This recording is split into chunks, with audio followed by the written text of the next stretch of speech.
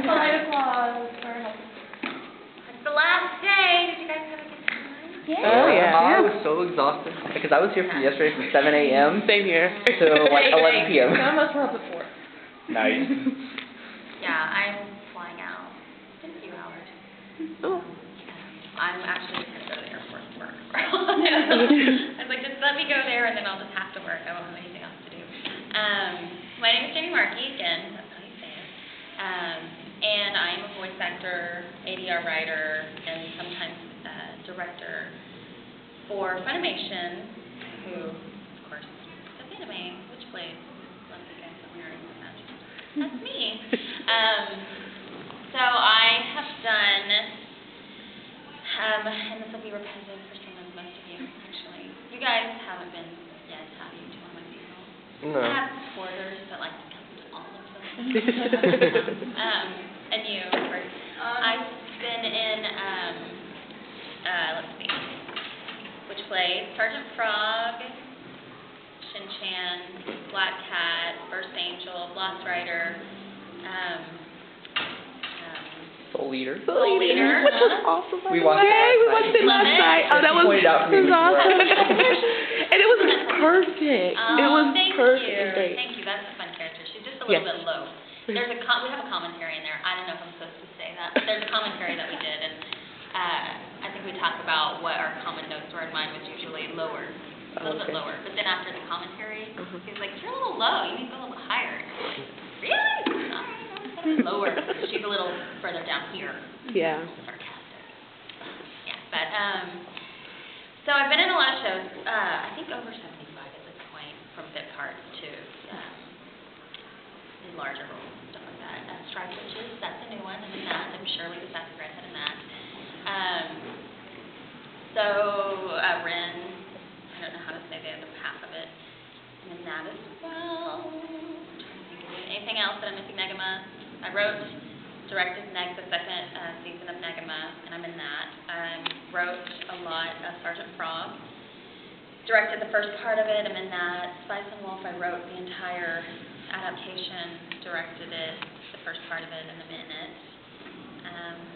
And there's some other shows that I've been writing that I can't talk about, but I love. So if you see it, you'll be like, you loved writing that. I got into anime. I was an actor already, and I went to school in Oklahoma, University of Oklahoma, Boomer Senior, and I'm a huge OU football fan. And I think the Saints are going to win today. I mean, I'm still shocked that the Cowboys threw them off of their streak. Like, that, to me, is still bizarre. But anyway, I digress. I always digress when it gets to football. So I moved to Dallas. I lived in Oklahoma, went to the University of Oklahoma, got a theater degree, Bachelor of Fine Arts with an acting emphasis. Moved to Chicago for a year, ended up at the Children's Theater. I've said this a lot of times, can you tell? Ended up at the Children's Theater Tour, which was horrible, in South Texas, and then ended up staying in Dallas. And pretty quickly after I was in Dallas, met somebody at a homeowners association meeting, of all places, and not even my home, someone else's home. And they said, you know, you should come audition. I work for this company that dubs anime, and I know Dragon Ball Z because my younger brother and older brother were fans. I did not enjoy it. Not that particular one. Now it makes me laugh because I know all of the actors, so I can't take it seriously. Thank you. Thank you. So I went and I auditioned for Fruits Basket. That was about 7 years ago. And I've been working since then. Do you feel until I've left anything? Oh, a couple years ago, I started writing and directing. And that was just about 2 years ago. Maybe a little bit over 2 years ago. Yes. And that's my story. You're unmarried, Carter? I am single, definitely. I like it that way. I have a dog. Her name is Evilla. She's a one-eyed Shih Tzu, so I did name her after Futurama. She's about this big. incredibly cute. It's ridiculous. You can't, like, and she has no idea that she's little. Her best friend is a pit bull, and she doesn't like it when she gets near her toys. Yeah, Ruby and Leela. I walk them on a regular basis together. So, and that's it. So I guess we can open up questions if you want, like even more personal, provided they're, appropriate questions. This is not a late night panel. Feel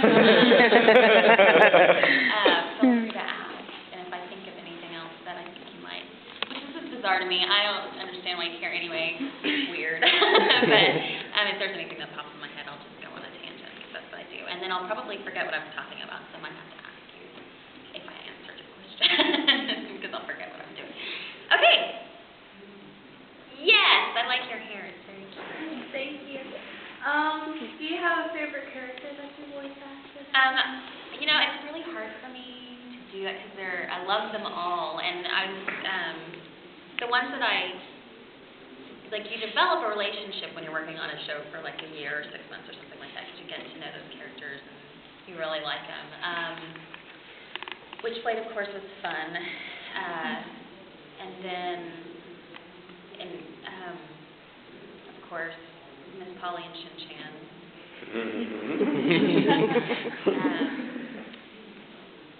What are some of the other things? Liz and Soul Eater is fun, but I really liked who I'm working with in that. I also, Aki and Haruna from Megama, those were fun for me because I wrote them.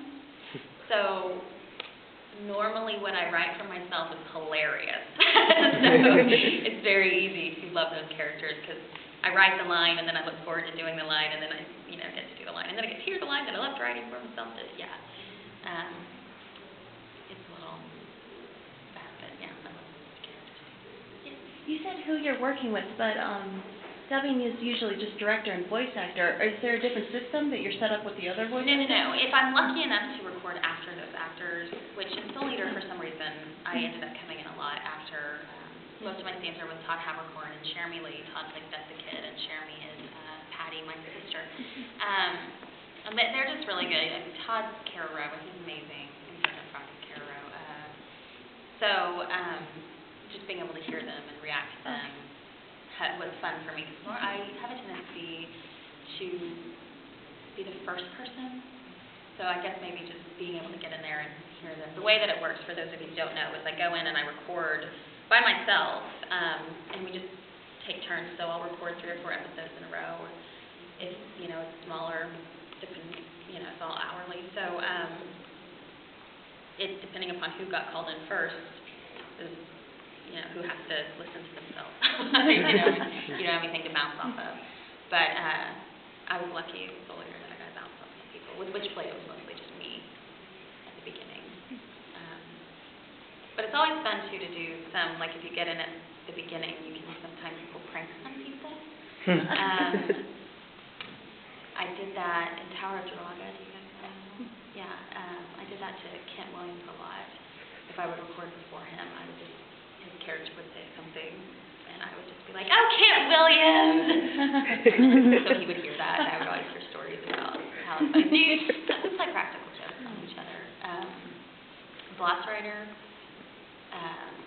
You're in it? Huh? You did a voice acting? I'm Amanda. Travis Willingham, he's in Full Metal and a bunch of shows like that. But he's in that as well.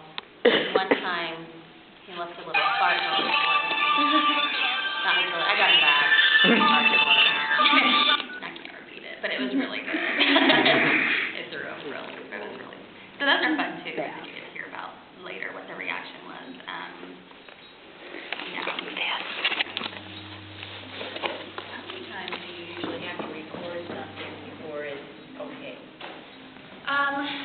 It depends on the show and the slaps, like the way the mouth, you have to match that. If they're wonky or just weird, sometimes it's hard to get that timing down. Sometimes I do it in one take. Most directors will want another one just in case they missed something, like if there's a weird nasal pop in there or something like that.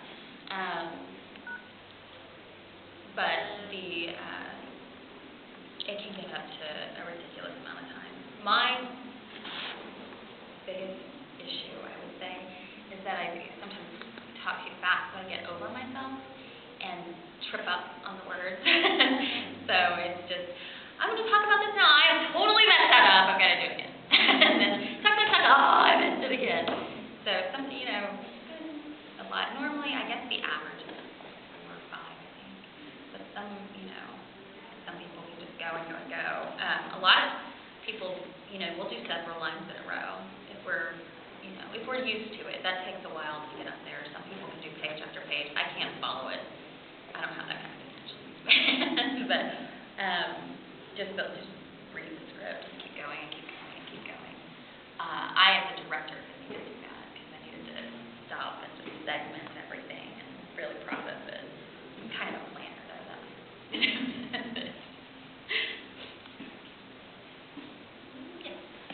When you're writing or directing, do you ever get things that don't really translate well to American culture and you have to just completely revise it? All the time.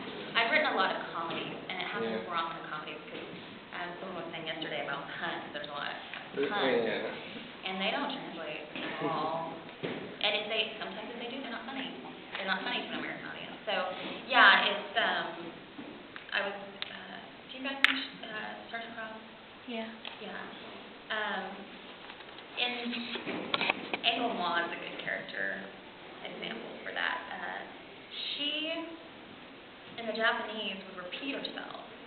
So she would say, I'm going to go to the store. In other words, I'm going to go shopping. In other words, or I might as well say, I'm going to go buy stuff. Like that's the humor that she had.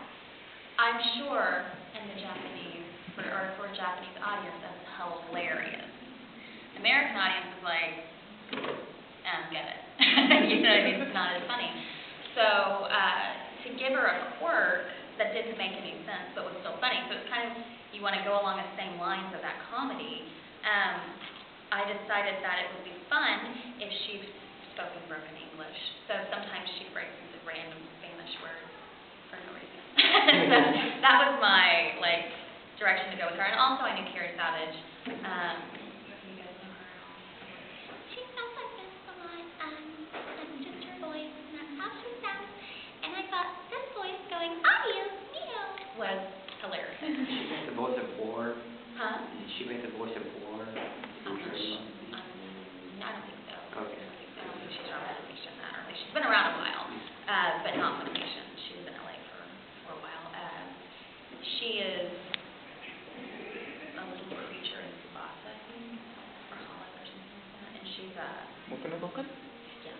And she's also she plays my daughter in Witchblade.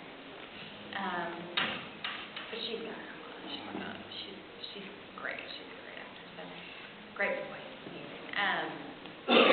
And she just, the way that it came out, if I'm laughing so hard at the idea of something I'm crying, and I can't write because I've got the giggles about it, I generally assume that's going to be funny for everybody else. And if not, it's okay because I'm still laughing. But there's a lot of examples. Sergeant Frog especially. There's a couple of recent ones I can't talk about that happens a lot in.